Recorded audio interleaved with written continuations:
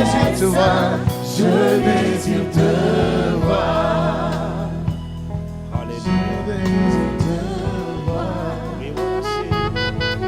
Je désire te voir.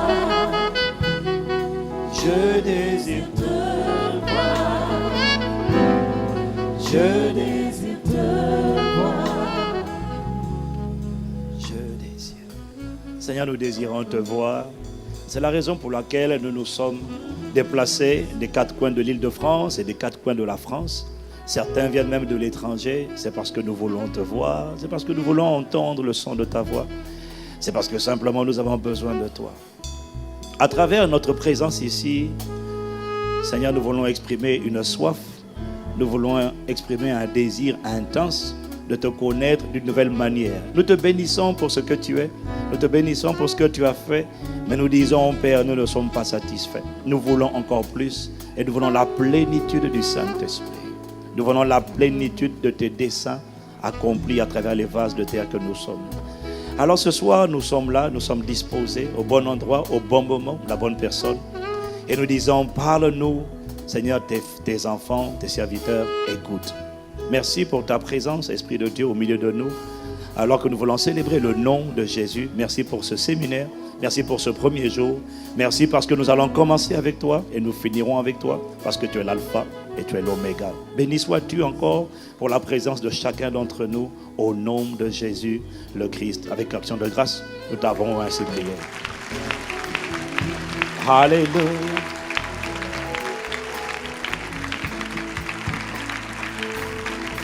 Alléluia. Bienvenue à Impact Centre Chrétien. Comme on dit en anglais, it's good to be back. C'est bon d'être de retour à la maison. Et donc, nous allons passer à l'essentiel sans plus tarder. Il n'est plus à présenter, c'est un doyen, c'est un père. Vous n'avez pas le droit de l'appeler Doc, parce que moi je l'appelle Doc, mais pas vous. Vous dites Pasteur Karambéry. Vous pouvez dire Docteur Honoris Causa, mais ça fait trop long. DH comment? Docteur Honoris, enfin, DHC, non c'est trop long. C'est un honneur, c'est un plaisir pour nous encore de l'avoir ici. Et votre présence ici prouve combien nous le considérons, nous l'aimons, nous le respectons et nous bénissons Dieu pour sa vie. Je considère toujours qu'il est l'un des généraux que Dieu nous a donnés dans la francophonie. Nous ne sommes pas démunis et avec lui, toi et moi, je t'assure, il y a quelque chose de bon qui sortira de la francophonie. Pouvez-vous m'aider à acclamer le Seigneur pour son serviteur, le pasteur Mamadou Philippe Karambéry. Merci.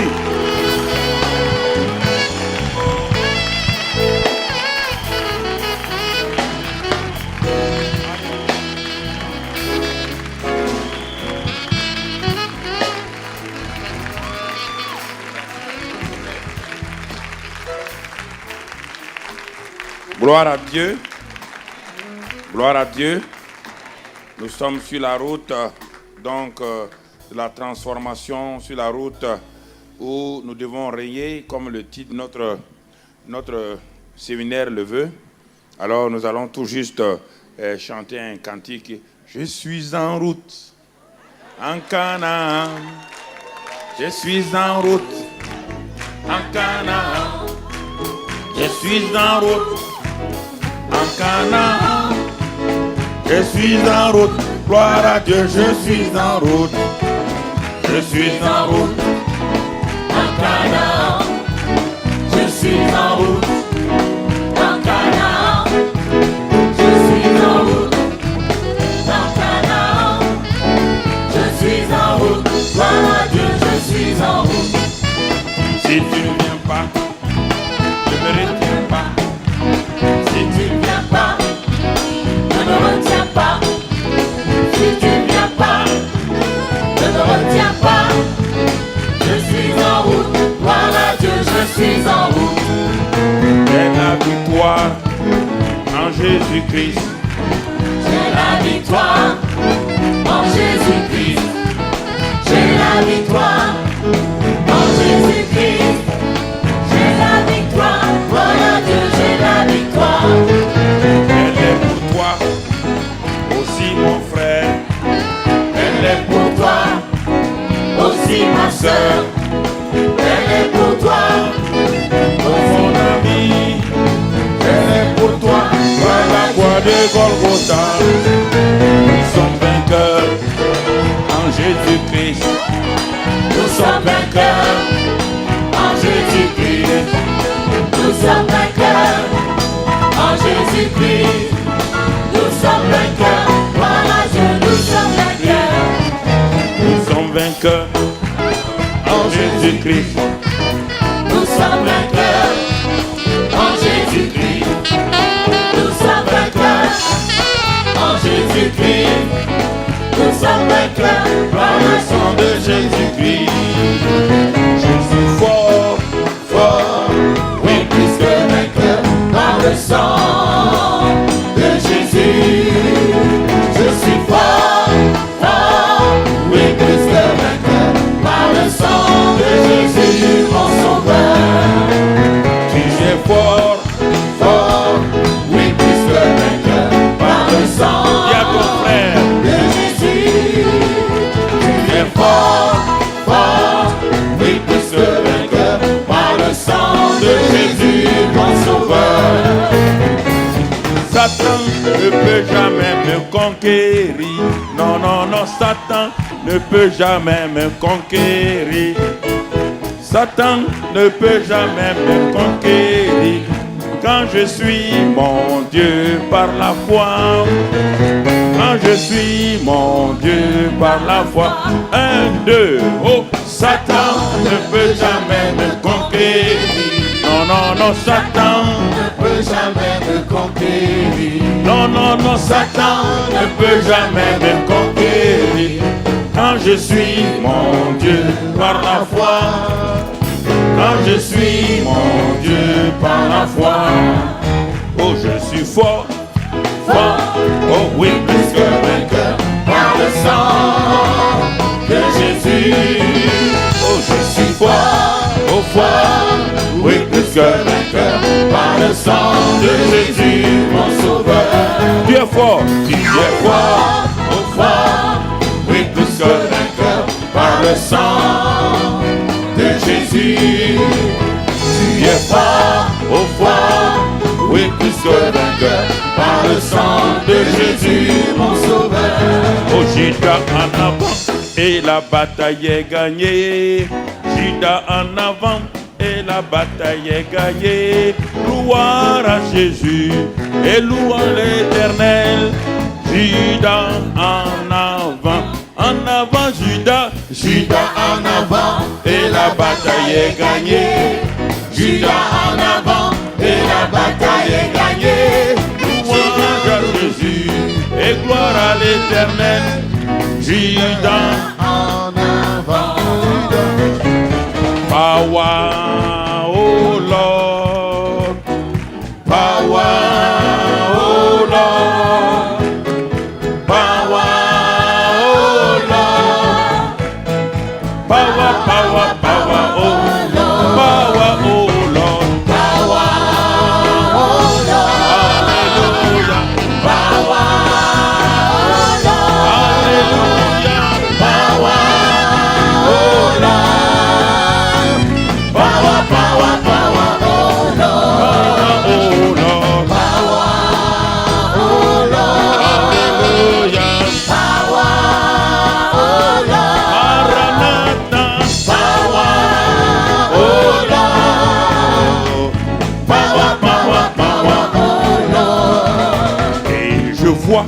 je vois la gloire de Jésus, gloire à l'Éternel, gloire au nom de Jésus. Et je vois la gloire de Jésus, gloire à l'Éternel, amen. Quand je regarde ta vie, je vois la gloire de Jésus. Quand je regarde ta vie, je vois la gloire de Jésus. Quand je regarde à Paris, Je vois la gloire de Jésus. quand je regarde Brazzaville, Je vois la gloire de Jésus. quand je regarde Kinshasa, Je vois la gloire de Jésus. quand je regarde Lomé, Je vois la gloire de Jésus. et je vois la gloire de Jésus, gloire à l'Éternel, gloire au nom de Jésus. Et je vois la gloire de Jésus, gloire à l'Éternel.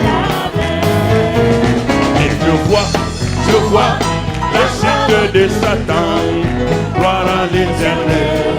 Gloire à l'Éternel. Et je vois la chute de Satan. Gloire à l'Éternel. Quand je regarde nos vies, je vois Satan. Quand je regarde vos vies, Je vois la croix de Jésus. quand je vois nos vies, Je vois la croix de Jésus. quand je regarde nos vies, Je vois la gloire de Jésus. et je vois. La gloire de Jésus. Amen. Gloire à Dieu. Alléluia. Amen. Nous bénissons le roi des rois ce matin. Excellent Père de grâce. Il n'y a point de Dieu semblable à toi. Nous sommes là dans ta présence. Nous nous tenons dans cette précieuse présence parce que là où tu es, Seigneur, il fait bon d'y demeurer. Et c'est pourquoi ton peuple est là pour ce premier jour du séminaire. Et nous te disons gloire, honneur et puissance soit à toi au nom de Jésus. Amen. Asseyez-vous dans sa présence, s'il vous plaît. Notre séminaire cette année, comment régner dès maintenant dans cette vie.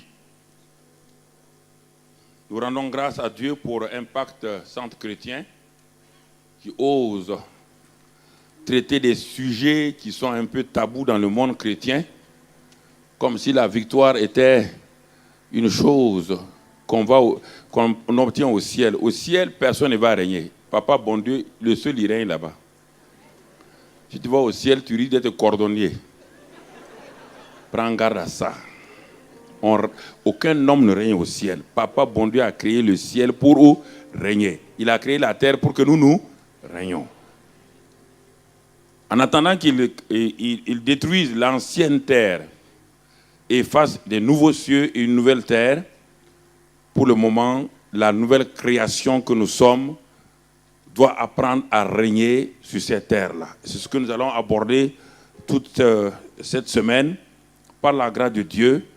Et pour ce premier soir, nous allons faire une synthèse tout juste pour nous permettre nous-mêmes de nous situer par rapport au grand thème que nous allons aborder ces 5 soirées.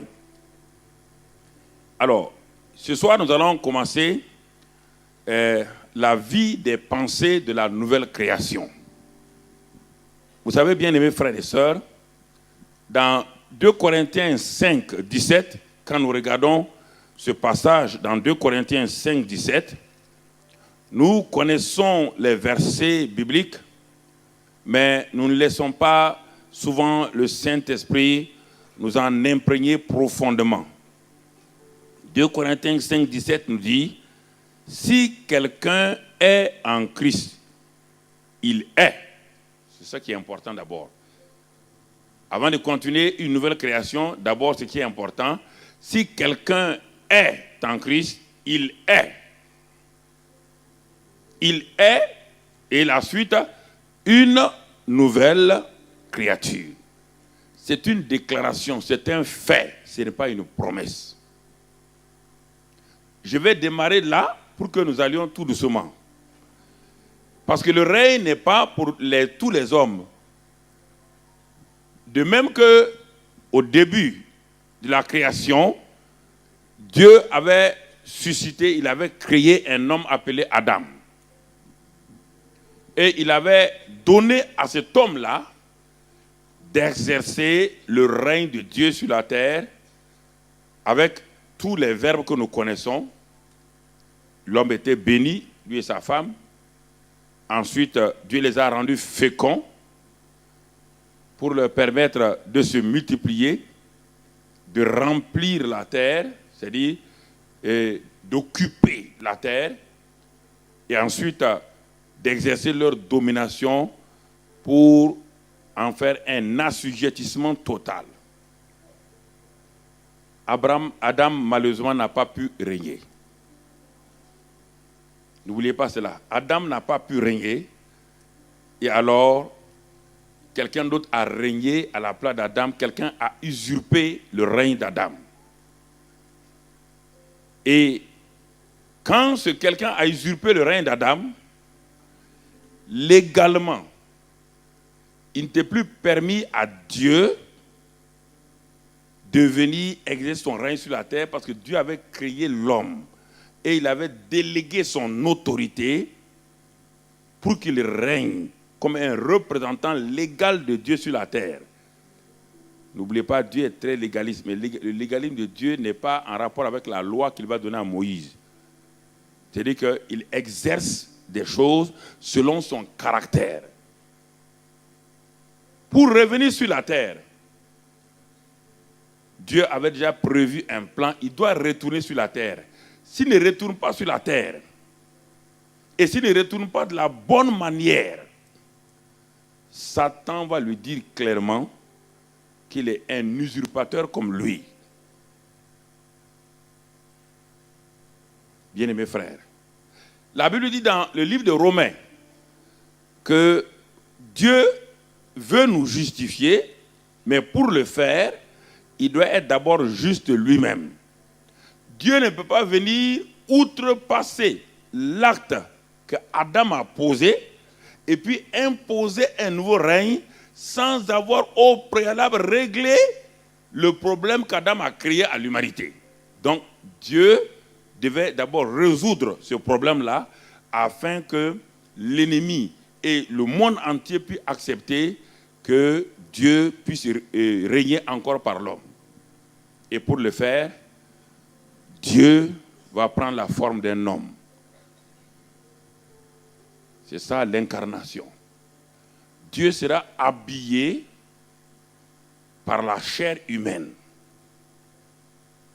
Comme le premier Adam, il va venir et il va marcher sur la terre des hommes comme le premier Adam sous le nom de Jésus-Christ. Et il va obéir. Il va accomplir parfaitement ce pourquoi Dieu voulait que l'homme règne. Et l'homme, le premier Adam étant mort, quand on parle de mort, on ne parle pas de mort physique d'abord. Il est mort spirituellement, il est séparé totalement de Dieu. Donc, Dieu ne peut plus passer par ce premier Adam-là. Il ne peut pas l'améliorer, il ne peut pas le transformer, il ne peut pas le changer. C'est pourquoi d'ailleurs quand Adam est tombé, il a reçu la nature de Satan. C'est ça que les chrétiens ne veulent pas. La mort est la nature satanique. Maintenant, Dieu dit, empêchons Adam qu'il étende sa main, parce qu'Adam n'était pas éternel. Il ne connaissait pas encore la vie Zoé. Il n'avait pas la vie Zoé. Dieu dit, empêchons-le d'étendre sa main pour prendre le fruit de l'arbre de la vie, de manger et de vivre éternellement comme un être étrange. Un être qui est mort et qui en même temps a une vie éternelle.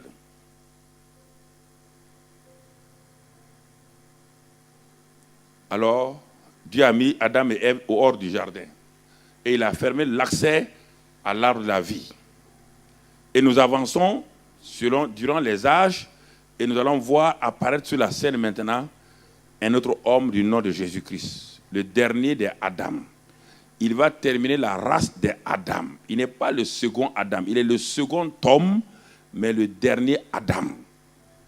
Il est la somme des Adam, les Adam AI, variant de 1 à N. Il est la somme de ces Adam-là. Il va finir les Adam. Il va finir la série noire des Adam. Il va finir la race des Adam déchus. Il va englober tout ça pour aller crucifier. Et cette nature adamique s'appelle le vieil homme. La nature déchue.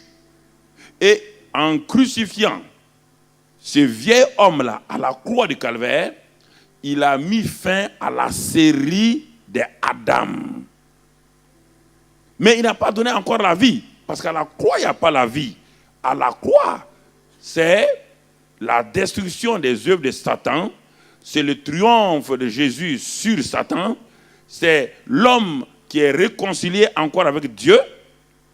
Et par l'ensevelissement maintenant. L'ensevelissement, je ne parle pas de son corps dans le tombeau de Joseph d'Arimathée. Ça, c'est son corps physique. N'oubliez pas qu'à la croix, il a remis son esprit au Père.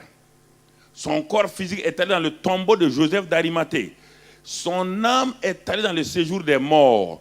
Pour que l'homme puisse revenir à Dieu, Dieu avait dit à Adam qu'il est mort. Et là où les morts doivent partir, pas les morts physiques. Les morts spirituels, leur fin, c'est l'enfer, le séjour des morts. Son âme est allée dans le séjour des morts.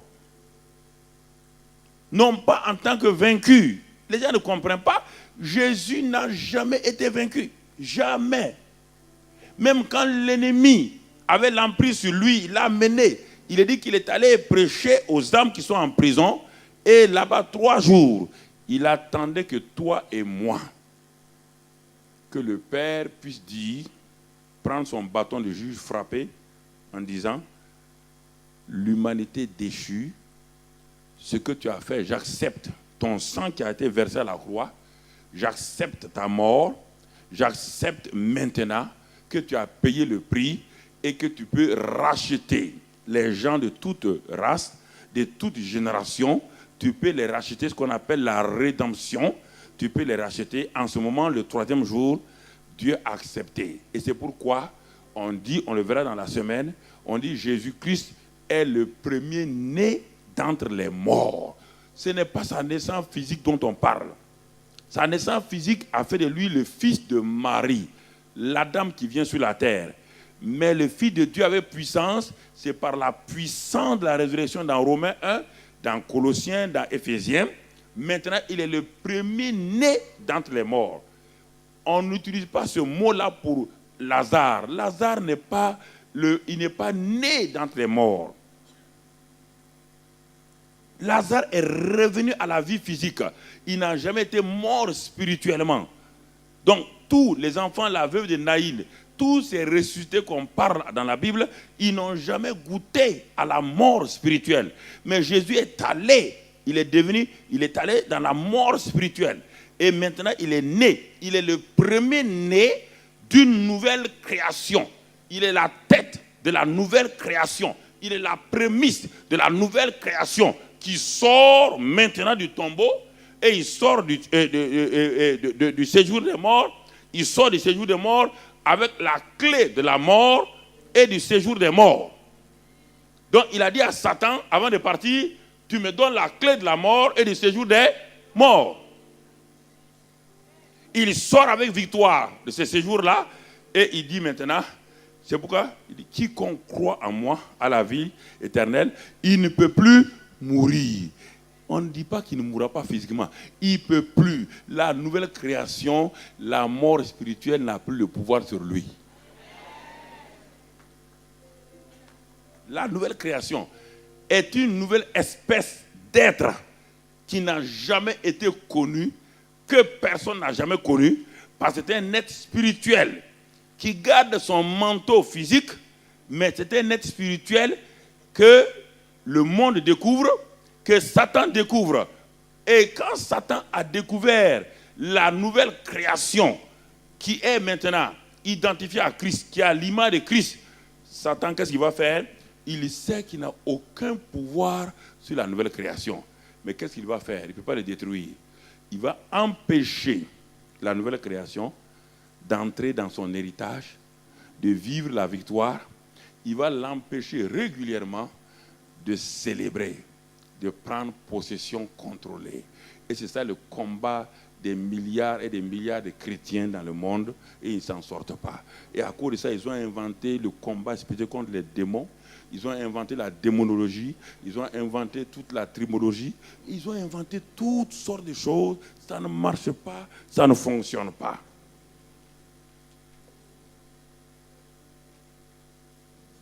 Ça ne fonctionne pas.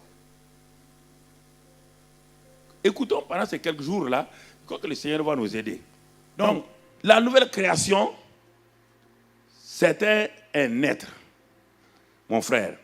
Il est la justice de Dieu. On va le voir dans la semaine. Je résume, parce que ce soir, je vais vous introduire. Il est la justice de Dieu. Il est dit dans Romains 8:1 que la nouvelle création, on ne peut pas la condamner. On ne peut pas la condamner. Écoute-moi, mon ami. Si tu retournes dans l'Ancien Testament, dans le livre de Genèse, Balak a envoyé Balaam d'aller maudire, ça veut dire condamner Jacob, d'aller condamner Israël. Balaam a tout essayé. À la fin, quand Dieu lui a permis d'aller, mais Dieu lui dit, tu ne diras que ce que je vais dire. Balaam s'arrête devant un peuple qui vient de sortir de l'esclavage, qui n'est pas né de nouveau, un peuple qui n'a pas le Saint-Esprit, un peuple qui est basé sur l'alliance de Dieu avec Abraham, qui sont inférieurs à nous complètement. Ils n'ont rien à voir avec nous. Ils ne sont pas nés de nouveau. Ce sont des esclaves à la mentalité. Quand Balaam a voulu ouvrir sa bouche pour maudire ce peuple-là, Dieu lui a dit, c'est trop tard Balaam. Ce que Dieu a béni, on ne peut pas le maudire. Alors je pose la question maintenant. Si dans le royaume des cieux, le plus petit dans le royaume des cieux est plus grand que Jean-Baptiste. Jean-Baptiste est plus grand que tous ceux qui sont nés de femmes. Donc il est plus grand que Moïse. Il est plus grand qu'Abraham et tout. Et que le plus petit qui est né dans ce royaume-là, si on n'a pas pu maudire ceux qui étaient esclaves, comment peut-on te maudire? Qui va te maudire? On va aller, écoutons. Ce que je veux dire là, c'est que personne ne peut s'arrêter, me maudire comme cela. Je peux poser des actes qui vont me créer des problèmes moi-même. Parce que tout message qui est donné n'est pas exhaustif, n'est pas complet. Donc, il est préférable que tu rentres dans mon cadre. Parce que quand je dis ça, toi, tu sautes déjà, tu vas aller devant trop. Reste là, calme, là, petit. Donc, je vois déjà, tu as lu tel livre, tel auteur a dit ça. Reste, nous sommes dans un message bien ciblé de 1h15. On reste dans ce cadre-là. Si toi, tu vas déjà 4 heures avant moi, tu m'as trop dévancé. Reste calme. Voilà. Quand on prêche à des gens, ils sont déjà en avance. Ils sont en train de dire, mais l'autre a dit ça, l'autre a dit ça. Ce n'est pas l'autre qui est ici, c'est moi. C'est moi qui suis ici. Laisse tomber l'autre. Laisse tomber l'autre. Donc, la nouvelle création, les gens ne comprennent pas. Nous ne sommes pas des chrétiens. Nous ne sommes même pas des disciples. Jésus a utilisé le mot disciple dans les évangiles. Tu as vu ce mot-là dans les épîtres? Hein? Non. Les évangiles, c'est l'histoire de Jésus-Christ de Nazareth. Ce n'est pas l'histoire de la nouvelle création. Dans les évangiles, personne n'était né de nouveau. Personne n'était une nouvelle création. Les pierres là, qui faisaient les miracles là, c'était des morts ambulants. Ils étaient tous morts spirituellement. Il n'y avait aucun qui avait la vie éternelle. Ils ne sont pas nés de nouveau. Les 4 évangiles, c'est l'histoire de Jésus sur la terre. Ils sont nés seulement le jour de la Pentecôte dans la chambre haute. Ils sont nés de nouveau, ce qu'on appelle le baptême dans le Saint-Esprit. Ils ont reçu le baptême du Saint-Esprit dans le corps de Christ. Ils ont été remplis du Saint-Esprit. Ils ont parlé en langue. Les gens ne savent pas. C'est à partir de là que la nouvelle création a commencé. Alors, regardons maintenant cette nouvelle création qui a toutes les caractéristiques d'un homme invincible. C'est à cette personne-là que Dieu donne encore de nouveau, comme il a dit à Adam, le premier Adam qui n'a pas chuté. Dieu s'adresse à nous. Encore, nouvelle création. Il dit, Romains 5 maintenant, verset 17. Romains 5, verset 17 maintenant. C'est sur ça que notre texte est tiré. Notre titre de ce séminaire de 2011 est tiré. Romains 5, verset 17. Si, par l'offense d'un seul, c'est-à-dire Adam, la mort a régné par lui seul. L'offense d'un seul. La mort a régné par un seul. Et cette mort qui a régné, tous tes efforts et tous mes efforts n'ont pas pu empêcher la mort de régner sur notre vie. Nos jeûnes, nos prières n'ont pas pu empêcher la mort. Quand on dit la mort de notre destinée, la mort on n'a pas pu empêcher. Ça, c'est le négatif. Toute vérité a son négatif et a son positif. Le positif dit ici, à plus forte raison. Si j'avais amené la parole vivante, tu allais mieux saisir. À plus forte raison, ceux qui reçoivent, pas ceux qui demandent. La nouvelle création, on parle de la nouvelle création. La nouvelle création qui reçoit l'abondance de la grâce et du don de la justice.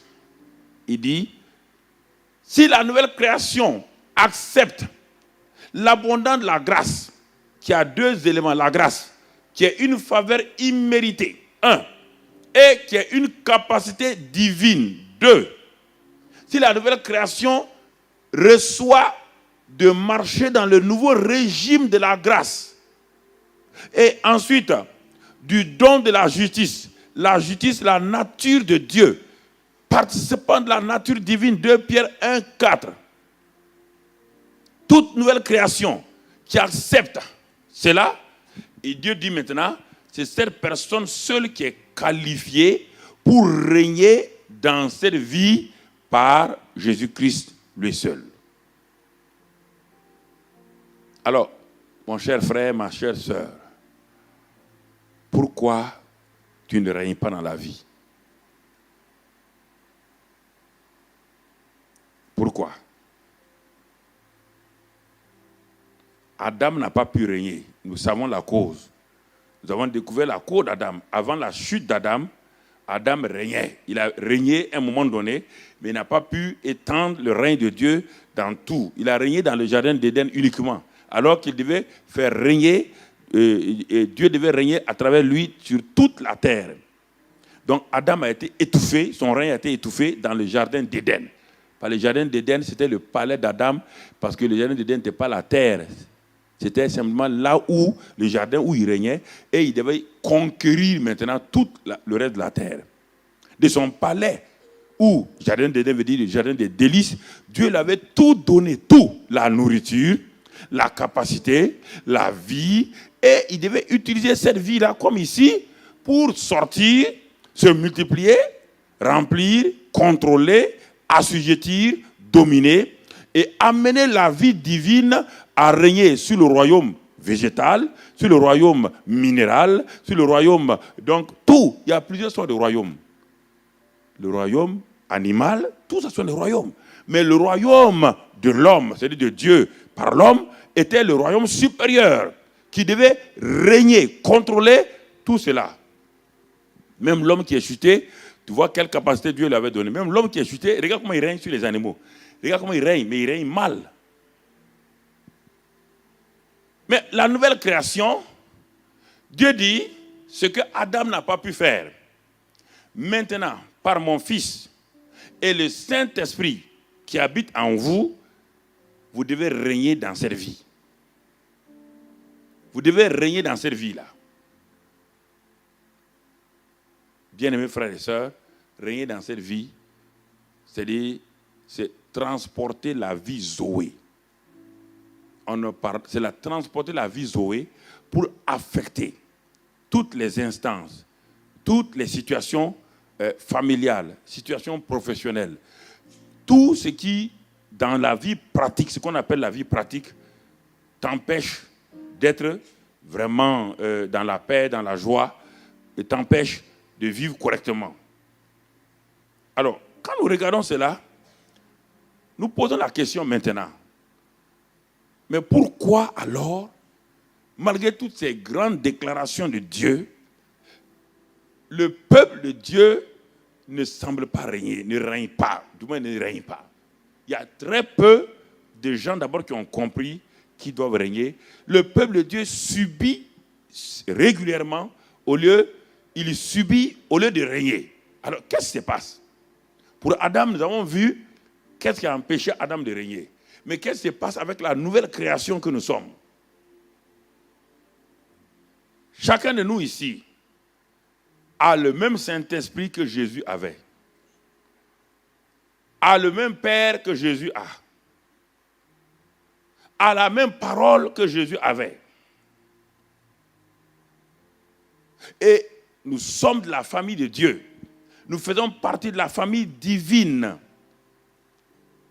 Mais alors pourquoi ces êtres-là, qui sont partie de la famille divine, n'arrivent pas à régner sur la création inférieure,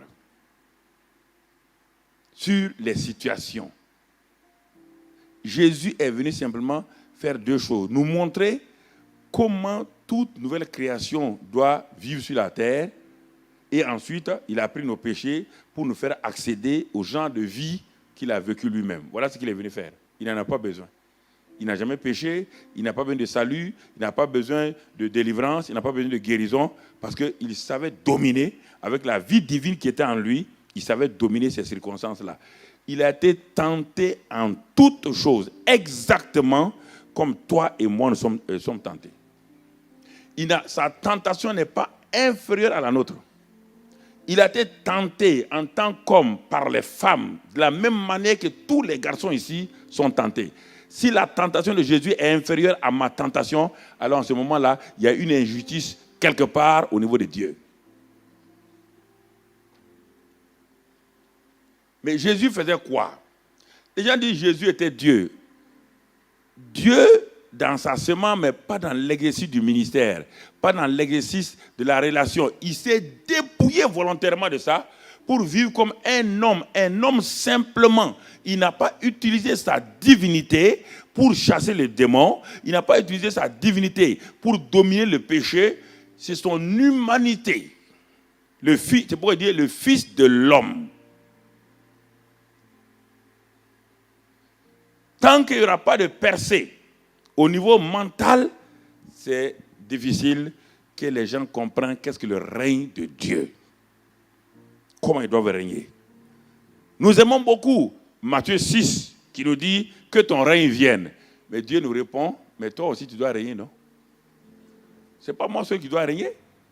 Ne me dis pas que ton règne vienne. Le règne de Dieu va venir par qui? Par toi. C'est toi l'instrument par lequel mon règne vient sur la terre.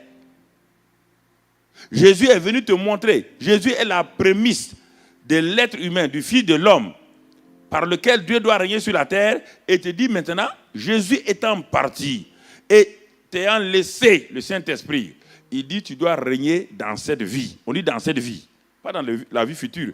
La vie future, personne ne régnera. Sauf quand on va revenir dans la Nouvelle Jérusalem, et là on va régner avec Jésus lui-même. Alors, bien-aimés frères et sœurs, et quand nous regardons ça, nous allons lire un autre passage. Peut-être il vaut mieux qu'il le mette directement. C'est dans le livre des Proverbes 23, verset 7. Et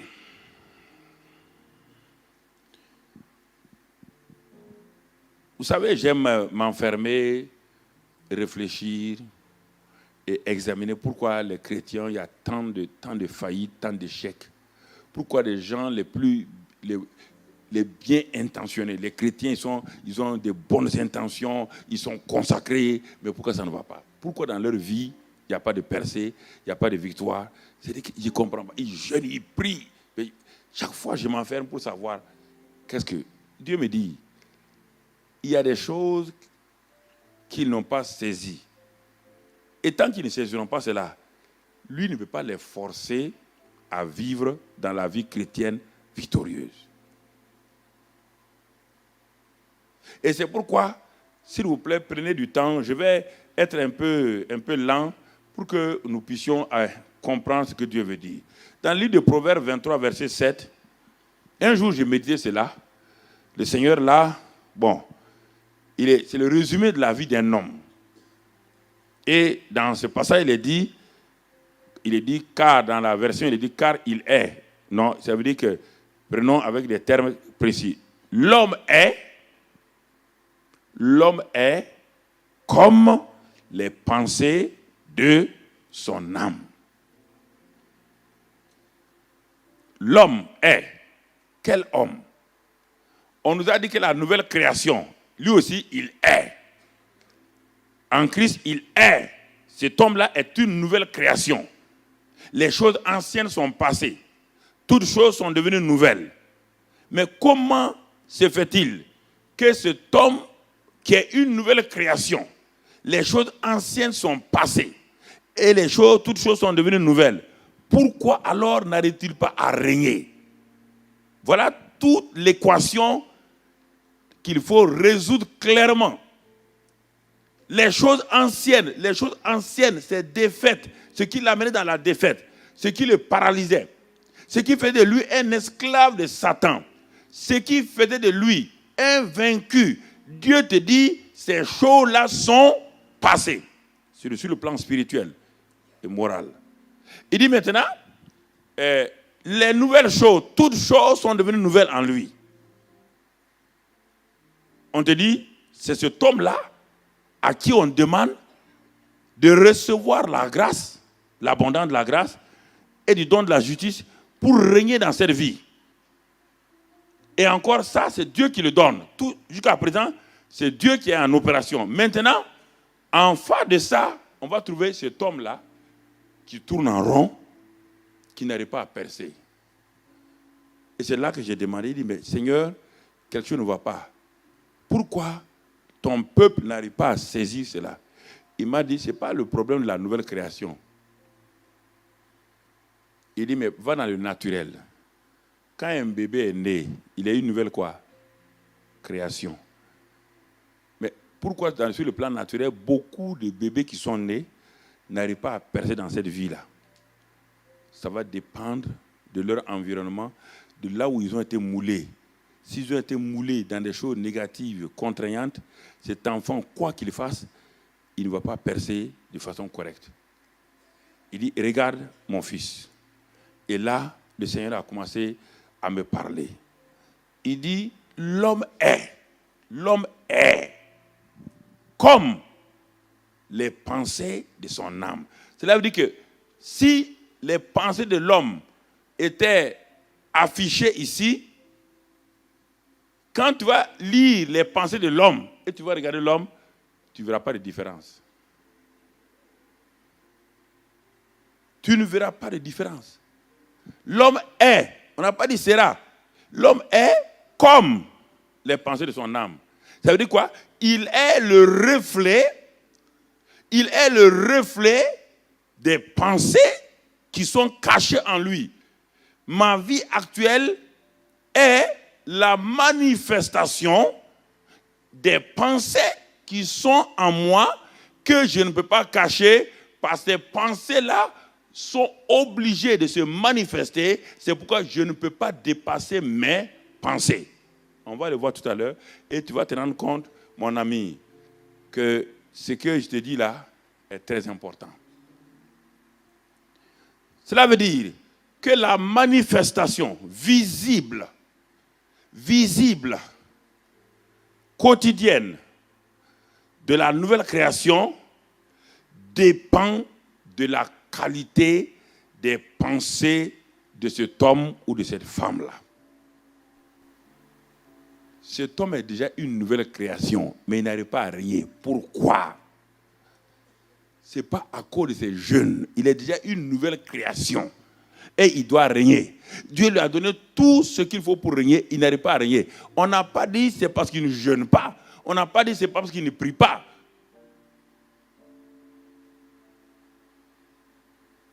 Il est comme les pensées. C'est-à-dire qu'il est comme le reflet. Il est le reflet de ses propres pensées. Ou encore, j'ai noté, il est le résultat de toutes les pensées qu'il a accumulées hier. Cela veut dire quoi? Simplement que votre vie d'aujourd'hui n'est que la résultante de vos pensées d'hier. On va aller doucement, vous allez comprendre. Votre vie d'aujourd'hui, mon cher frère, votre vie d'aujourd'hui n'est que la résultante de vos pensées d'hier. Quand je dis hier là, c'est de ce que vous vivez régulièrement, quotidiennement. Vous ne pouvez pas. Les pensées sont le plafond de votre promotion. Vous ne pouvez pas aller au-delà de vos pensées. Vos pensées sont le plafond. Si vous voulez progresser, il faut que vous poussiez le plafond. C'est-à-dire que si vous prenez un bâtiment à 5 étages, ceux qui sont au rez-de-chaussée, ils ont un plafond. Mais le plafond de ces rez-de-chaussée est quoi pour le premier étage? Est le plancher du premier étage, oui ou non? Si vous voulez avancer, chaque fois que vos pensées vont vous amener, elles vont arriver à un niveau de plafond. Mais si vous voulez aller plus, il faut que vous appreniez à repousser. Et pour le repousser, frère, ce sont vos pensées qui vont permettre, ce sont vos pensées alignées sur les pensées de Dieu qui permettent à la nouvelle création d'avancer. Ce n'est pas la prière ni le jeûne. La prière et le jeûne accompagnent. Mais l'élément fondamental, ce sont vos pensées. On va aller doucement.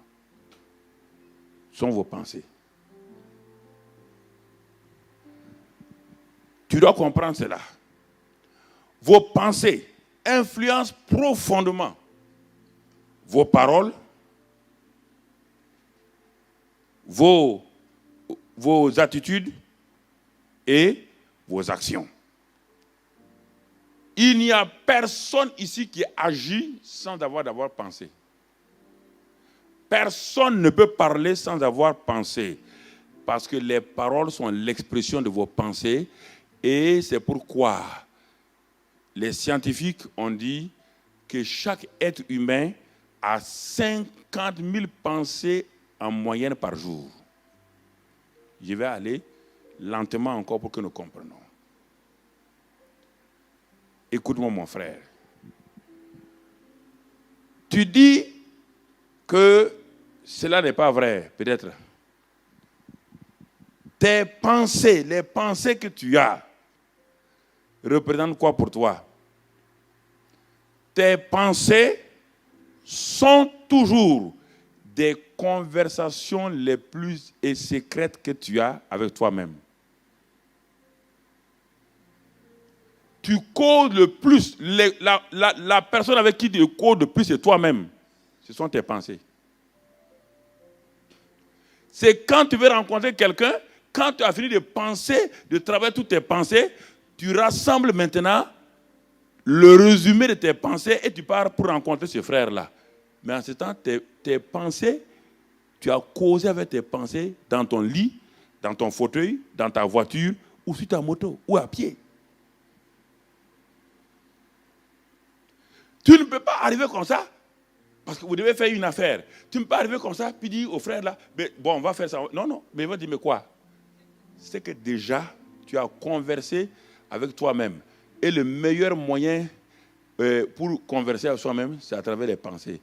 Et si tes pensées sont négatives en permanence, tu fais quoi? Tu es en train de préparer des paroles, des attitudes et des actes qui seront mauvais. Et ces attitudes vont se transformer en quoi? En habitude. Et quand ça devient des habitudes, c'est fini pour toi.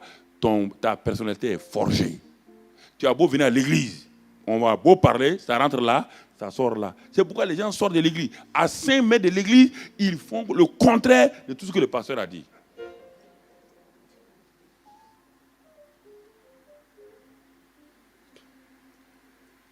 Quelle est la personne avec laquelle tu causes le plus? Ce n'est pas ta femme, ton mari, hein? C'est toi-même.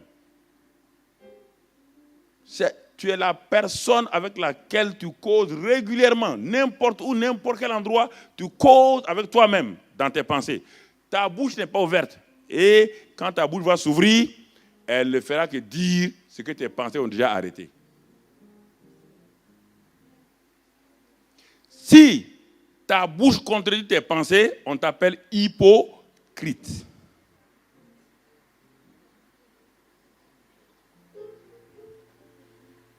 C'est-à-dire que tu es malade. C'est ça. Oh, je vous parle. Écoutez, ce que vous faites là, c'est très bien. Mais on va prier. Tu pries quoi? Tu pries en ce temps, tu as des pensées contraires à ta prière. Tu sais que c'est faux? Frère, viens, on va prier pour tel frère. Qu'est-ce qu'il a? Il a des démons. Il a des démons. Alléluia, alléluia. Frère, tu au moment où tu es en train de prier là, tes pensées disent, si les démons vont sortir, tu es rentré, tu vas voir. Et tu es en train de mentir, oh, au nom de Jésus. Oh, non. Mais les démons te regardent, ils n'ont pas peur de toi. Ils disent, mais voici un hypocrite. Les démons ont dit aux filles de Séva, mais nous connaissons Jésus. Nous connaissons Paul. Mais vous, mais ce que vos bouches disent là n'a rien à voir avec vos pensées. Pourquoi nous souffrons? Nous souffrons à cause de ça. La nouvelle création devait réussir. Pour qu'elle tourne en rond. Pourquoi tourne-t-elle en rond la nouvelle création? Réfléchissez. Donc, les pensées secrètes que nous avons en nous là, ce sont elles qui nous font le plus de mal. Si elles sont mauvaises, si elles sont bonnes, elles vont nous permettre d'aller de l'avant. Et je vais vous montrer tout juste quelque chose avant de continuer. Pour ce premier, je vais demander à Arnaud de monter là, mon rat de laboratoire.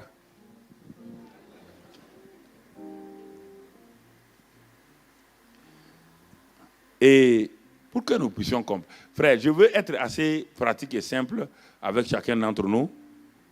Donc, vous voyez, ça c'est, premièrement, l'ancienne création. Tout le monde est né avec, excuse-moi, porte toi-même, ce n'est pas moi qui porte ça sur toi. Chacun est né avec sa nature. Voilà. Voilà. Chacun est né avec cette nature-là.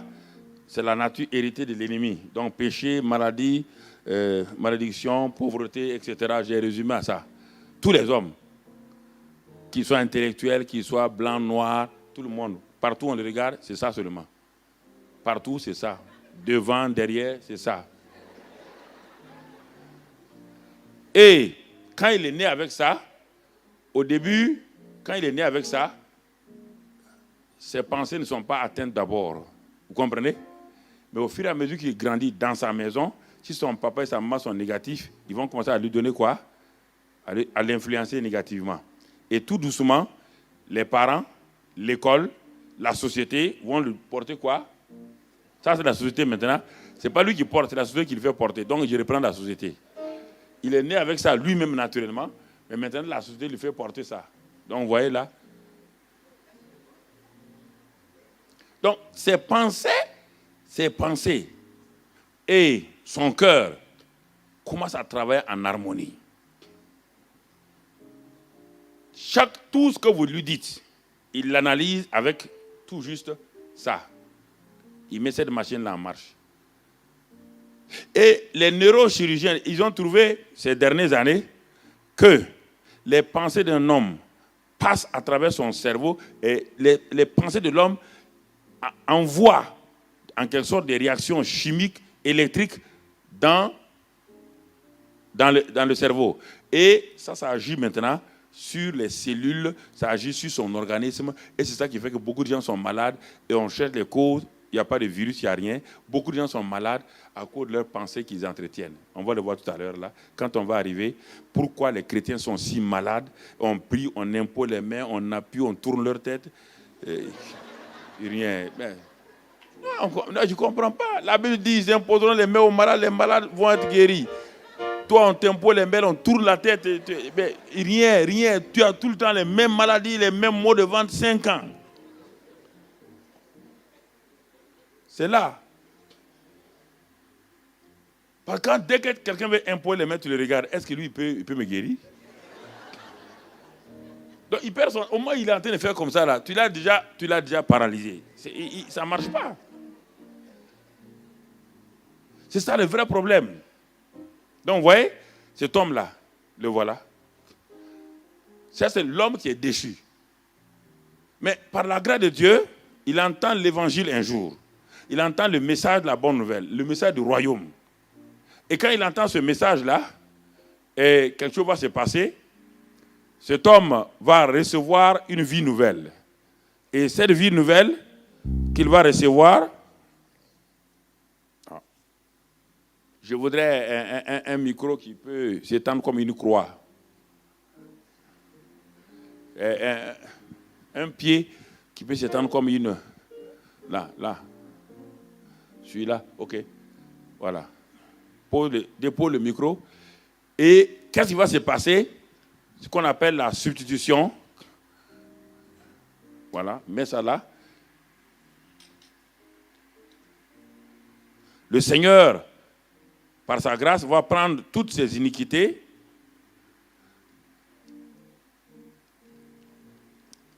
et quand il va prendre tous ces péchés, voilà. Viens s'il te plaît. Le Seigneur, tu vas jouer le rôle du Seigneur. Tu vas lui enlever cette nature qu'il a. Mais sans enlever ça. Voilà. Et à la croix de Calvaire, cette nature est là. Mais Jésus ne va pas le laisser simplement comme ça. Jésus va lui donner maintenant une nouvelle nature. Il va lui donner une nouvelle nature. Il devient une nouvelle création. Les choses anciennes sont passées. Toutes choses sont devenues nouvelles. Regardez, les choses anciennes sont passées. Il était péché, perdu ici. Il était malade, tout. Mais il a reçu, normalement on devait recevoir tout ça. Béni, tout ça. Donc, il a reçu ça. Et cet homme-là, dans les premiers jours qu'il a reçus, même les 3 mois, il est dans la joie, il est dans la paix, il est vraiment heureux parce que la joie du Saint-Esprit est venue en lui. Et cet homme, c'est cet homme-là qu'on dit maintenant de régner dans la vie. On lui dit de régner dans la vie. Mais la plupart du temps, on n'a pas dit, on pense que le nouveau cœur peut régner. Le nouveau cœur peut régner. À la condition, on a vu ça l'année dernière, quand on a vu les 3 éléments, l'esprit, l'âme et le corps. Ce sont des choses qu'il faut bien garder. Cet homme est né de nouveau. Mais qu'est-ce qu'il se rend compte que lorsque Dieu dit quelque chose, son esprit régénéré veut le faire.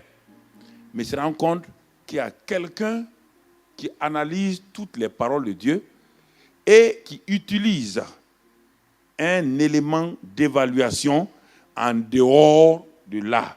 C'est quoi? C'est ça. Alors, un combat commence dans cet homme-là.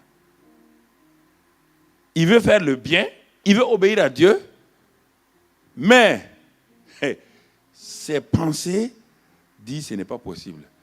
Chaque fois, il va faire passer la parole de Dieu à travers ce filtre. Il va faire passer tout ce qu'on lui dit de faire. On lui dit maintenant, mon frère, on a prié pour toi, lève-toi et marche. Il dit, mais sa tête dit, si je pouvais marcher, je n'allais pas t'attendre. Il dit, mais tu te prends pour Jésus ou quoi? C'est ça le problème. Tout ce qu'on lui dit, ce filtre-là enlève la puissance de la parole de Dieu et rend la parole de Dieu sans force. Il s'en va prier. Quand il prie, son homme intérieur est renouvelé. Son homme intérieur est dans la joie, dans la paix. Quand il est tout seul avec le Seigneur, mais dès qu'il sort face à la situation, le prince de l'air s'est saisi de quoi? Le prince de l'air s'est saisi quoi? De ses pensées. Pour annuler tous les effets de la prière du jeûne qu'il vient de faire. Et c'est pourquoi beaucoup de chrétiens, au sortir de leur jeûne et prière, tout s'évapore comme la rosée quand le soleil se lève le matin. Il n'y a rien. Il n'y a pas un changement durable. C'est pourquoi ne confondons pas. Il y a plusieurs mots. Il y a le métanoïa. Il y a le anakainos. Et il y a la métamorphose. La métamorphose n'est pas ici. La métamorphose passe par le renouvellement de l'intelligence. Et il faut, la Bible dit, cette intelligence-là doit être renouvelée, on va le voir à la fin, par la parole de Dieu. Et quand il commence à méditer la parole de Dieu, à s'aligner sur la parole de Dieu, son intelligence est renouvelée et cet homme, il y a une harmonie. De même qu'il y a une harmonie ici, il y a une harmonie là, il y a une harmonie là aussi. Et c'est cet homme-là qui peut régner. C'est lui seul qui peut régner, pas lui là. Pas cet homme-là. Écoutez-moi, cet homme ne pourra jamais régner. Jamais. C'est un chrétien qui va aller à l'église, il aime les choses de l'église, il est béni, il donne la dîme, les offrandes et tout. Mais quand il sort, dès que l'ennemi envoie des choses, il utilise ça, le filtre, pour essayer de comprendre ce que Dieu est en train de faire. On ne peut pas comprendre le royaume des cieux avec le cerveau humain, frère. Le cerveau humain ne comprend pas comment agit le royaume. Le royaume est une folie pour le cerveau humain. Le royaume, les critères du royaume, ce n'est jamais logique pour le cerveau humain. Le rationnel, jamais.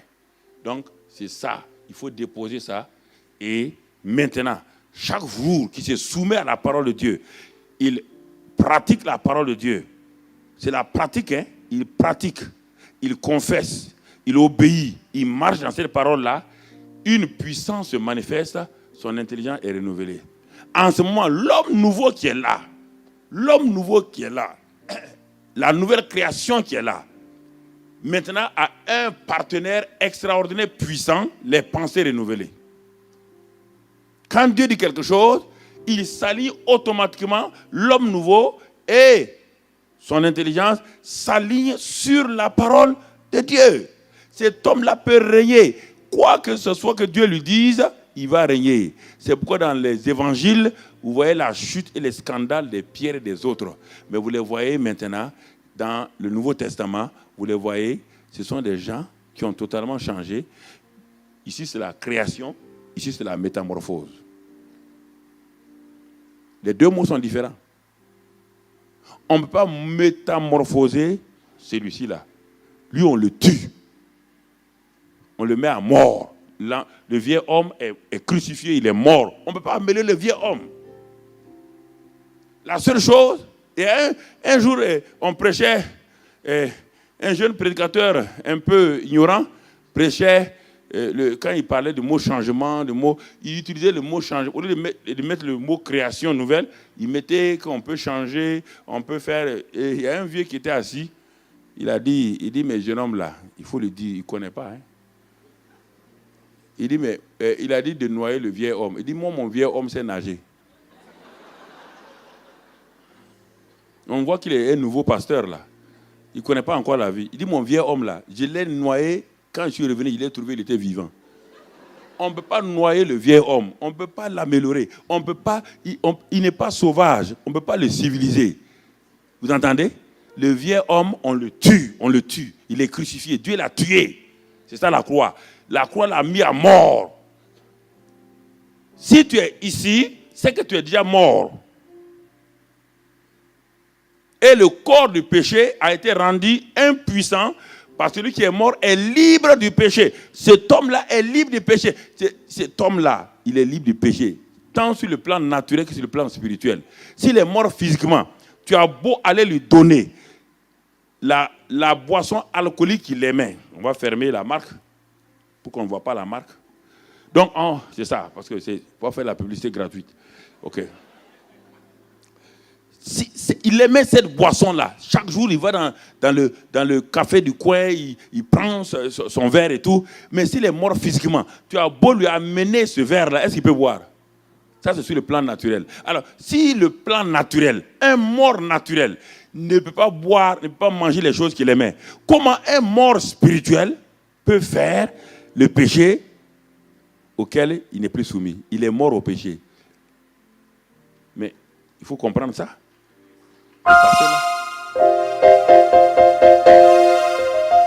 Vous ne pouvez pas faire celui-ci, il n'a qu'à gêner.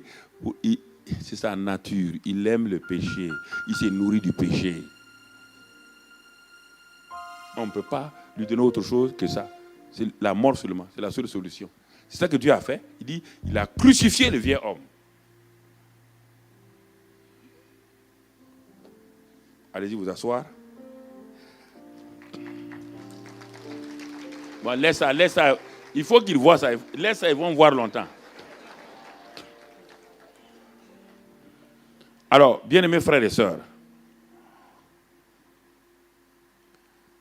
nous regardons Parce que ce soir-là, je vais introduire... Pourquoi j'ai commencé par là? Je devais terminer le samedi par ça, mais j'ai voulu, dès le premier message, penser et vous attirer votre attention sur ça. Ça a été déjà prêché ici, mais la répétition est la méthode pédagogique pour faire entrer une leçon. Parce que il y a des choses, quand on vous donne, il ne faut plus aller. Même si le pasteur vient prêcher autre chose, prenez les cassettes posées. Tant que vous n'avez pas eu une percée sur ça, posez les cassettes d'abord. Parce que si vous mélangez les cassettes là, ça ne produira rien. Ce qu'il a prêché là, ce qui vous a touché, où vous êtes vaincu là, il a donné. Prenez ça, posez. Les autres cassettes, vous les entassez d'abord et vous faites tout, percer 1 mois, 2 mois, jusqu'à ce qu'il y ait une percée. Et quand il y aura une percée dans ça, le reste est facile. Parce que vos pensées sont comme une cage. Et votre vie est un aiglon. Je vous pose la question. Un aiglon, c'est un des oiseaux les plus merveilleux, les plus forts, qui vole le plus haut possible. Mais ça, c'est votre vie. La nouvelle création est un aiglon merveilleux, un aiglon puissant. Mais malheureusement, cet aiglon est mis en cage par son propre propriétaire, les pensées. Et il y a une expérience que les scientifiques ont fait pour montrer que lorsqu'on change, même les animaux, on peut les maîtriser, les rendre esclaves lorsqu'on arrive à toucher leurs habitudes, leur manière de réfléchir. Je ne sais pas comment ils réfléchissent. Je ne suis pas un aiglon, donc je ne sais pas. Mais c'est pour te dire, qu'est-ce qu'ils ont fait? Ils ont mis une cage de 4 mètres sur 4.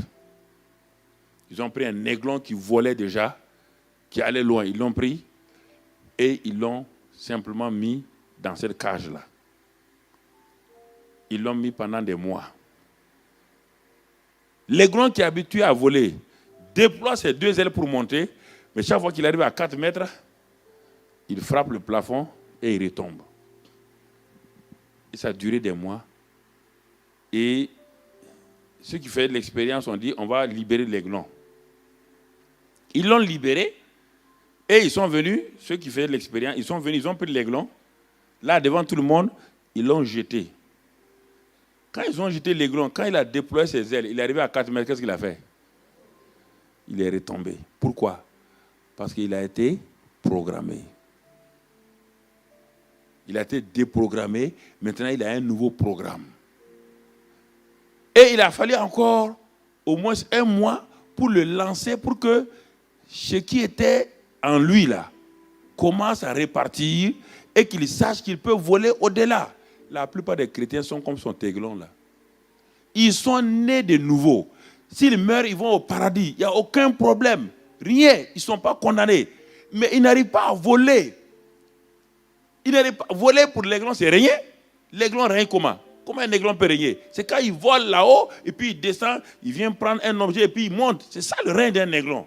Le règne d'un homme, c'est quoi? C'est dans sa vie personnelle, sur le péché, dans sa vie, des relations avec sa famille. Il n'arrive pas à régner là-bas. Comment voulez-vous qu'il soit heureux? Cet aiglon n'était pas heureux, parce qu'il sait qu'il est fait pour voler. Mais à la fin, il a accepté la défaite. Il a accepté ce qui ne devait pas être accepté.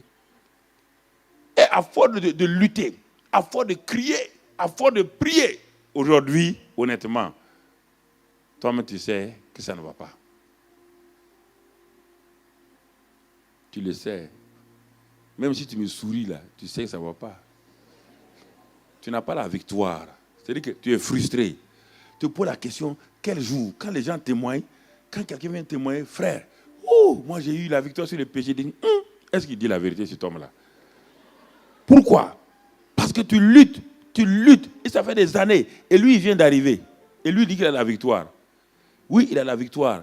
Mais toi, tu es tellement, tu as une mentalité de pensée chronique que c'est difficile de démanteler. C'est du béton armé. Lui, encore, c'est du ciment frais. Et il croit tout. Mais toi, tu as tellement moulé tes pensées. Et c'est ça qui fait que tu es esclave de tes propres pensées. Ce n'est pas le monde. Tu n'es pas esclave du monde. Tu es esclave de tes propres pensées. Pour Dieu, tu es mort au monde. Tu es mort au péché. Tu es mort à tout. Mais tu es esclave de tes propres pensées. Tu es esclave de tes propres pensées. Ta pensée te limite. La pensée étroite d'un homme limite ses réalisations. La pensée étroite d'un homme limite ses actions, limite tout ce qu'il veut faire dans la vie. Ce sont nos pensées qui nous limitent. Et c'est ça qui limite la nouvelle création. C'est ça qui empêche la nouvelle création d'aller de l'avant. Mais Dieu a-t-il prévu une solution pour ça? Oui, Dieu a prévu une solution. Même là encore, Dieu a prévu une solution. Mais c'est que parfois, nous mettons du temps avant d'aller demander à Dieu quelle est la solution. Parce que nous avons écouté tellement les hommes que nous mettons 10 ans, 15 ans à écouter les hommes avant de revenir. Je crois que souvent, nous avons un livre qu'on appelle la Bible. Et Dieu est un Dieu, un fabricant. Et tout bon fabricant qui fabrique quelque chose, il a le mode d'emploi de la chose qu'il a fabriquée. Dieu a créé l'homme. Il a un mode d'emploi des pensées de l'homme. Il a tout. Où? Dans la Bible, pas chez quelqu'un d'autre. Ce n'est pas le revendeur qui a le mode d'emploi. C'est celui qui a fabriqué qui donne la machine avec le mode d'emploi. Le mode d'emploi est devant toi ici. Tu laisses ce que Dieu te dit et tu vas chercher chez les hommes. Tu dis, oui, quand moi, j'ai eu la victoire, j'ai fait 40 jours de jeûne. Mais mon ami, 40 jours de jeûne ne transforment pas quelqu'un. D'ailleurs, les deux jeûnes de 40 jours ont été dictés par Dieu. En dehors de ça, personne n'a fait ça. 3 personnes. Il y a Moïse, il y a Jésus, il y a Élie qui a marché 40 jours. Tout ça, c'est dicté par Dieu. Mais ce n'était pas pour les changer. Ils étaient déjà changés. C'était pour leur parler, être dans la présence de Dieu, pour que Dieu leur dicte les choses qu'ils vont faire. Moïse n'est pas monté pour devenir un homme puissant sur la montagne. Jésus était déjà fils de Dieu et le Père lui avait dit, tu es mon fils bien-aimé en qui j'ai mis toute mon affection. Et c'est pourquoi il est parti attendre 40 jours pour que lui et le Père, et c'est là encore, il dit que Moïse n'a pas mangé 40 jours et 40 nuits. Il n'a pas mangé, il n'a pas bu. Va, ne mange pas, ne bois pas. Va jeûner 40 jours, ne mange pas, ne bois pas. Tu vas nous dévancer.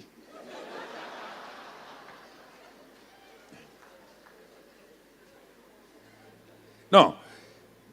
Écoutez, je vais être simple avec vous ce soir-là. Dieu nous avertit. Dieu nous avertit. Dieu nous parle, il nous avertit. Allons dans Proverbe 15, rapidement. Proverbe 15, verset 26. Si vous avez vos Bibles, sinon vous regardez sur l'écran. Proverbe 15, 26. Qu'est-ce que Dieu nous dit dans ce passage-là? 15, 26. Il dit, les pensées mauvaises sont en horreur à l'Éternel. Mais les paroles agréables sont pures à ses yeux. Comme on est sur les pensées, on va arrêter sur la première partie du verset. Les pensées mauvaises sont en horreur à l'Éternel. Alors, quand vous lisez une parole comme ça, n'allez pas loin. Ne balayez pas ça du revers de la main et puis continuez. Dieu te dit que toute pensée négative en toi, toute pensée mauvaise, lui sont en horreur. Ça veut dire qu'il ne peut pas te regarder avec ces pensées-là. Donc, vous mettez arrêter ton jeûne. Quand tu es en train de jeûner et que tu as des pensées, change les pensées avant de continuer. Les pensées mauvaises sont en horreur à l'Éternel. Allons dans Genèse 6 pour comprendre. Genèse 6. Qu'est-ce que cela veut dire? Genèse 6. Ne me dis pas comme... Ce n'est pas la loi, hein? Ça c'est des principes. Quand Dieu dit que quelque chose ne lui plaît pas, ce n'est pas une affaire de loi ou de la grâce. Non. Genèse 6. Regardons si ce que Salomon a dit ici, on le trouve déjà, la première apparition de ça, c'est dans Genèse 6, verset 5.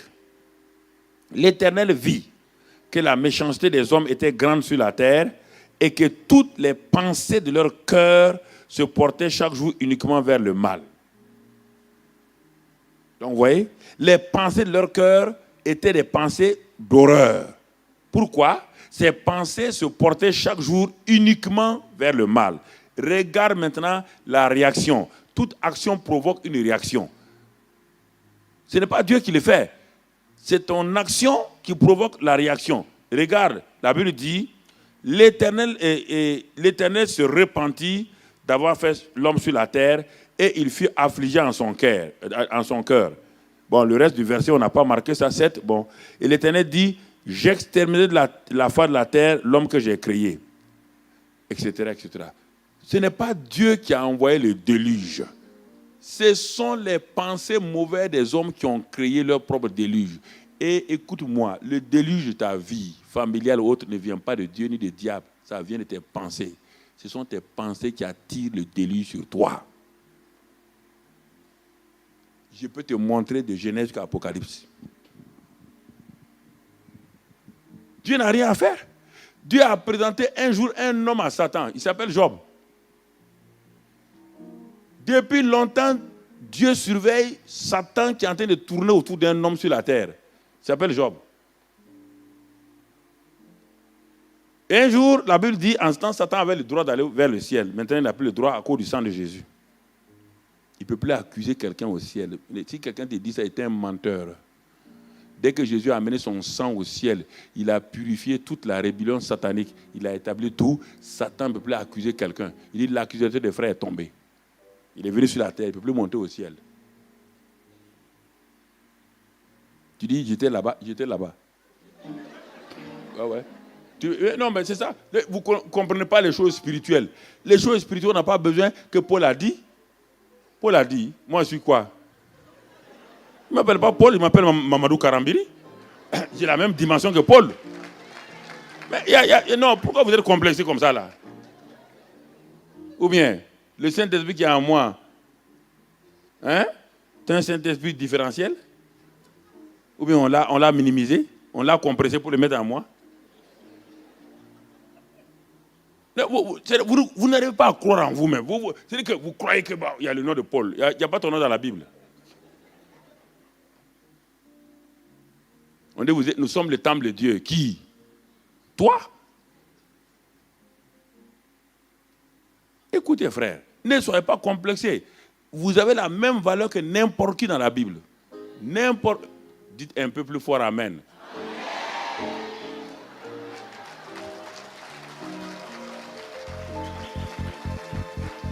Mais pourquoi vous n'allez pas croire en vous-même? Ce sont vos pensées là. Vous voyez déjà? Vous n'allez pas croire. Tu as fait des bêtises hier. C'est ça, hein? Donc Satan, c'est ça. Donc quand il dit de croire à ça, tu dis, c'est ta pensée, la pensée. Ouais. Dieu a créé l'homme. C'est pas Dieu n'a pas créé le déluge. Les pensées, chaque jour, les pensées mauvaises agressent Dieu régulièrement. Les pensées mauvaises agressent Dieu et l'affligent. Ah bon? Les pensées d'un homme, oui. Sur la terre, peuvent atteindre Dieu, oui.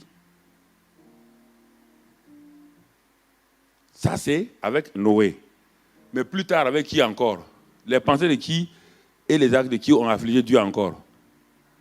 Pour que Dieu descende une seconde fois, c'est qui? Sodome et Gomorrhe. Il a dit à Abraham, j'ai vu. Ouais, toujours. Dieu est patient, il attend. Il dit, mais j'ai vu. Et les cris de Sodome et Gomorrhe là, sont montés. Il a dit au premier homme qui est né de femme, Caïn, le cri du sang de ton frère est monté vers moi. Nous sommes dans le monde spirituel. Ce n'est pas un monde géographique. Ne crois pas que tu es sur la terre. Dieu est loin, loin, loin. Mais en esprit, il n'y a pas de distance ni de temps. Dans l'esprit, dans le royaume des cieux, il n'y a pas de distance ni de temps.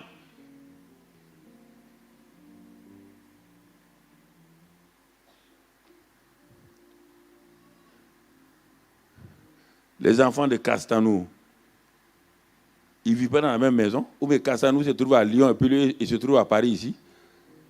C'est la même chose. Quand on parle au royaume des cieux, on ne parle pas de géographie. Le royaume des cieux, il n'y a pas de distance, il n'y a pas de temps. Dans le royaume des cieux est hors du temps. Il n'y a pas 24 heures, c'est hors du temps. C'est hors des distances. C'est pourquoi tu restes et tu parles tout de suite. Dès que tu as fini, avant que tu finisses de parler, Dieu t'a déjà exaucé. S'il y avait une distance, il fallait 3 jours avant qu'il réponde. Il n'y a pas ça, frère. Il faut enlever cette mentalité-là. Ça n'existait pas. Dans le royaume des cieux, ça n'existait pas. Dans le monde géographique, ça existe, le temps.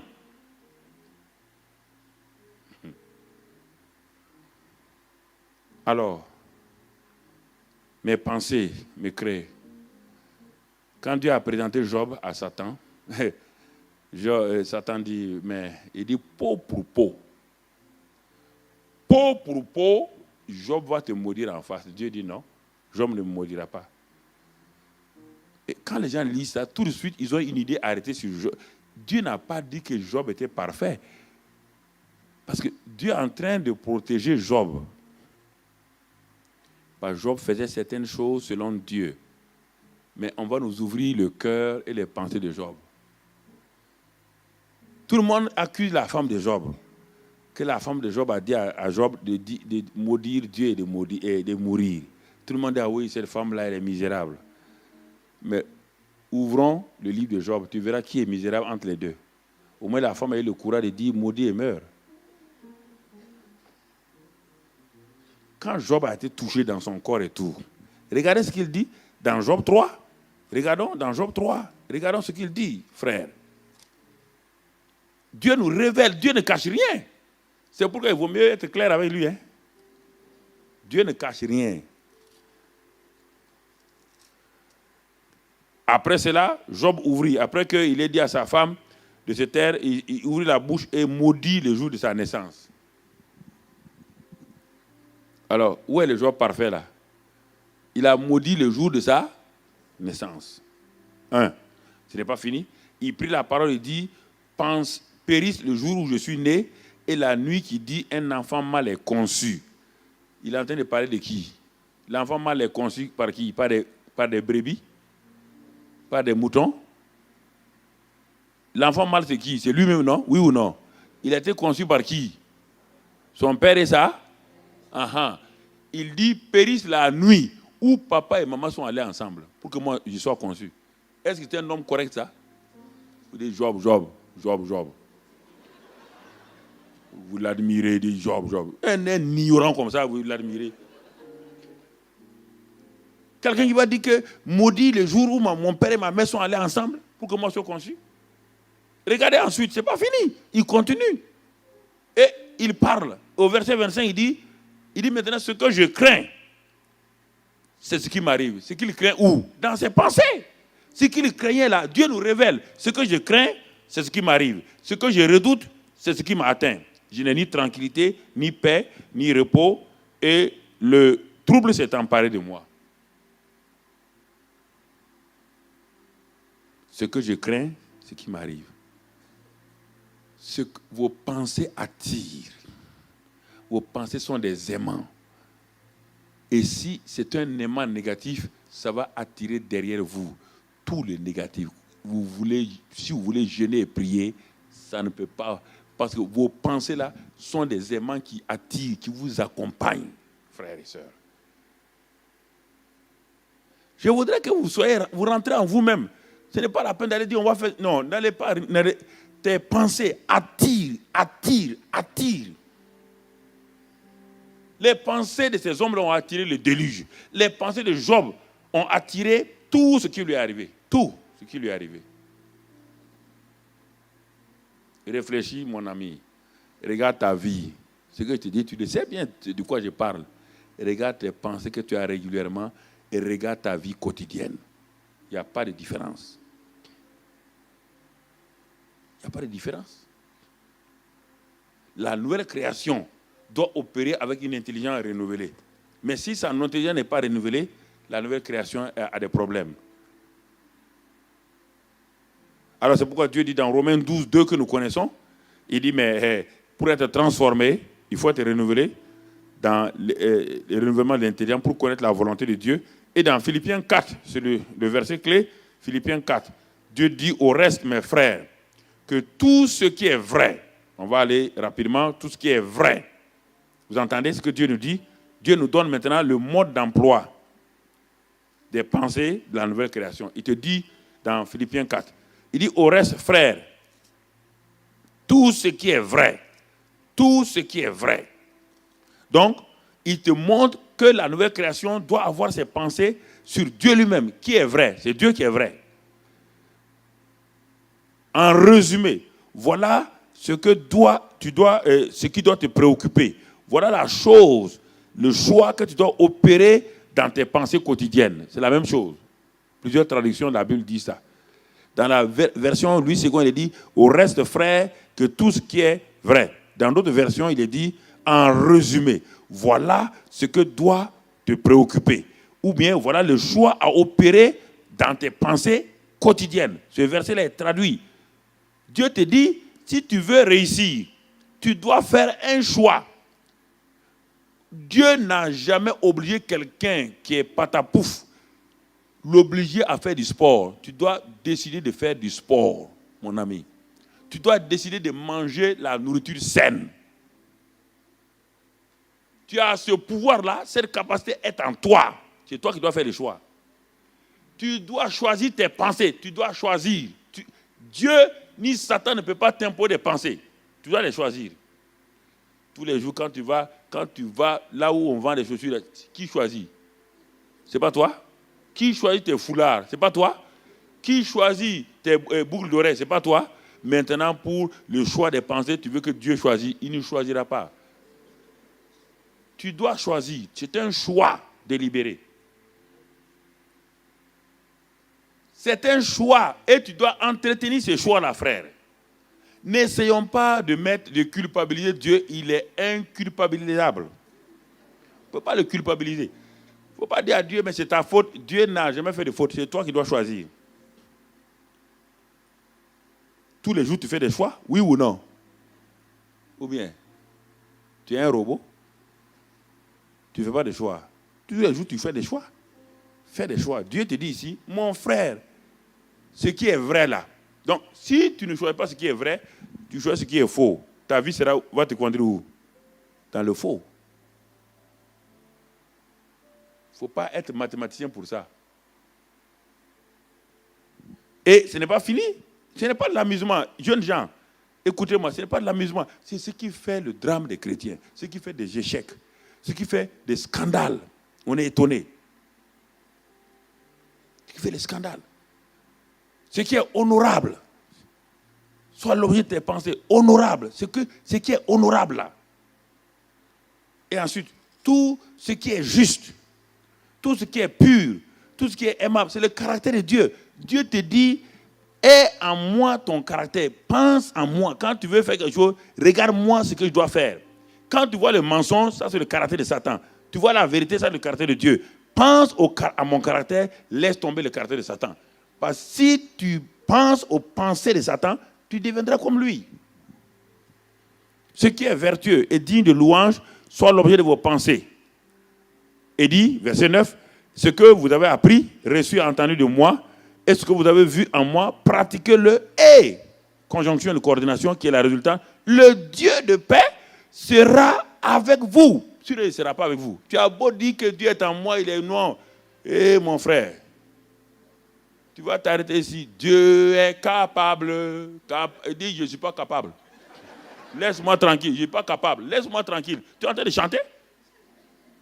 Il y a des chrétiens, leur seule victoire, c'est quand on chante la victoire à l'église. La seule victoire de leur vie, c'est ça. La seule victoire de beaucoup de chrétiens, c'est quand ils chantent ici. La seule victoire. Satan dit, laisse-les chanter. Attendez-les à la porte. Attends-les à la porte. Laisse-les chanter. Ils n'ont qu'à faire ce qu'ils veulent. Quand ils s'arrêtent, terrasser, terrasser. Satan, il dit, ok, laisse-le me terrasser ici. Puis que ça lui plaît, il veut se tromper lui-même. Laisse-le me terrasser. Quand il va sortir là, amène son mari qui n'est pas venu à la réunion. Fais asseoir son mari avec des yeux gluants. quand elle va arriver, terrasse là, net là-bas. Dès que tu arrives à la maison, le mari dit, alors, c'est maintenant qu'on rentre. Voilà, tu es terrassé maintenant.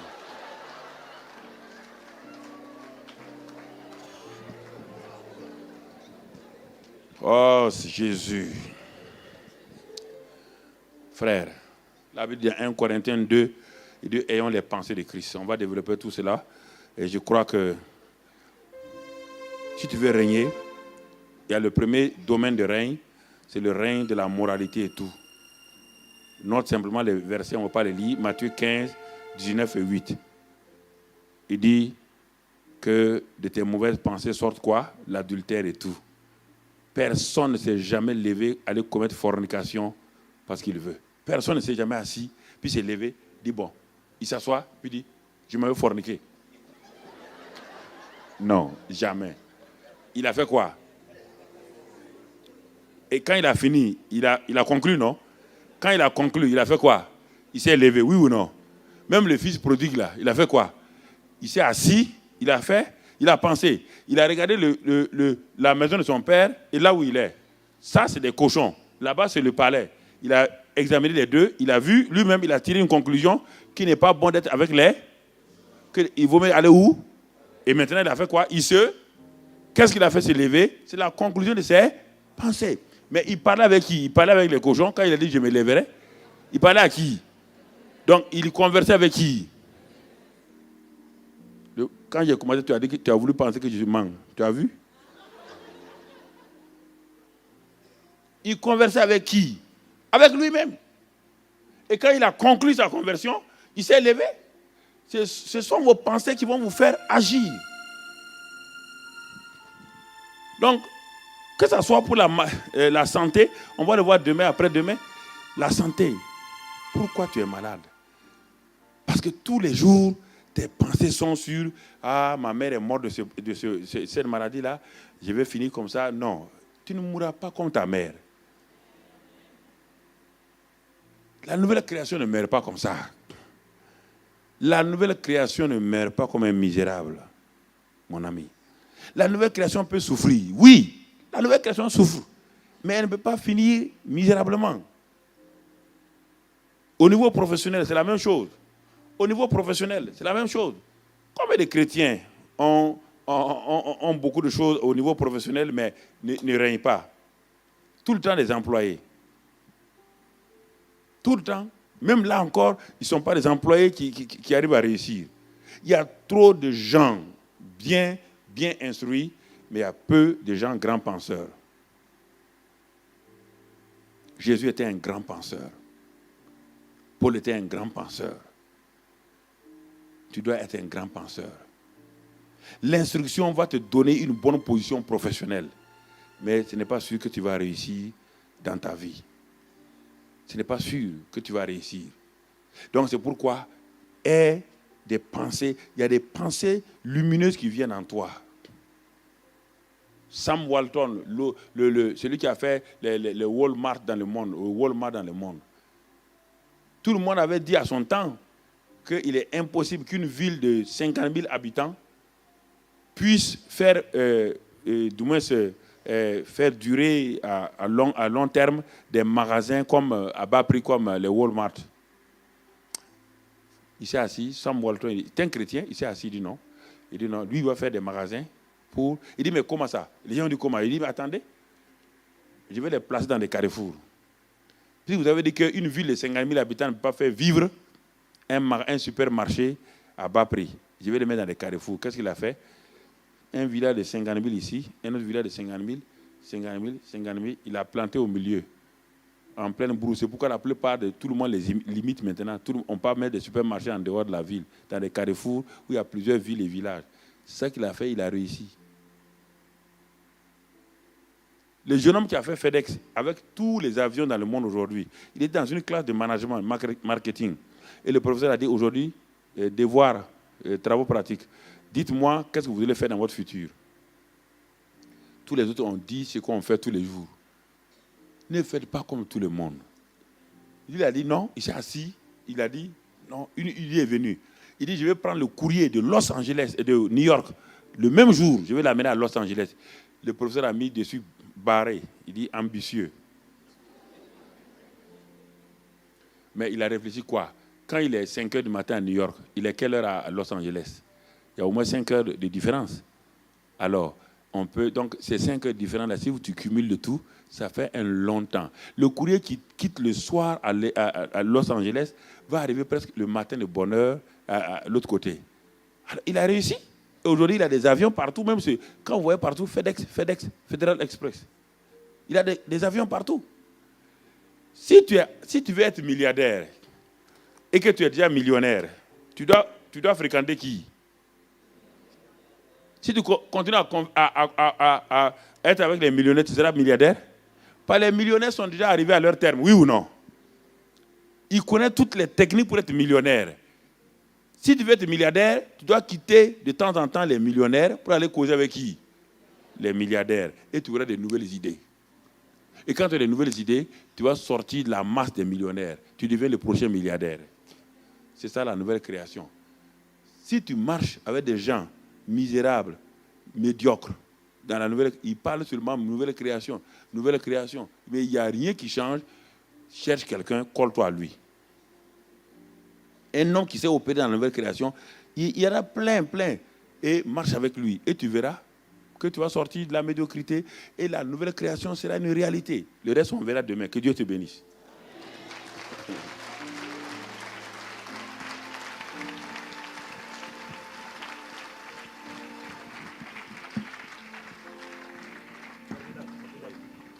Est-ce qu'on peut acclamer le Seigneur en se levant, s'il vous plaît?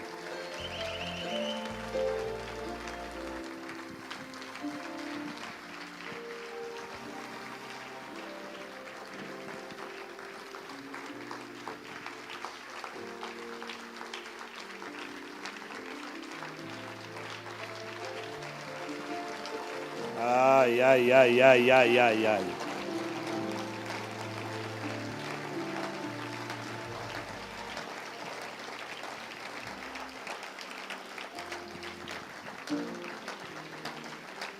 Wow.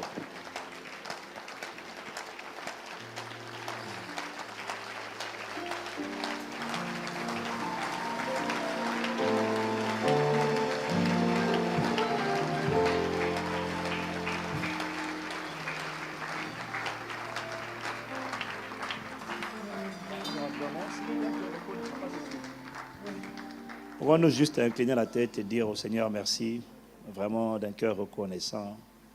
Merci Seigneur, merci pour ta parole. Même si le séminaire s'arrêtait là, je crois vraiment que tout aurait déjà été dit. Parce que ce qui a été dit, c'est tellement l'essentiel et le fondement de tout. Et que si ça, ce n'est pas assimilé, tout le reste, nous ne pourrons pas l'assimiler. Si le système de pensée ne change pas. Alors inclinons la tête avant de nous séparer. Et vraiment, et comme je le redis aussi à un personne chrétien, ça fait partie de notre système de pensée. Il ne faut pas entendre ce genre de choses et ne pas avoir envie de dire merci au Seigneur. En priant, en chantant, en adorant.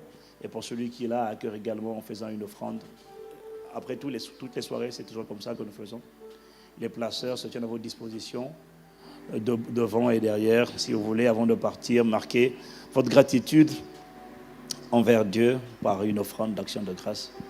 Mais on va juste incliner la tête et dire vraiment, Seigneur, franchement. En même temps, quelqu'un pourrait dire, comme moi, je le savais déjà, mais vous savez.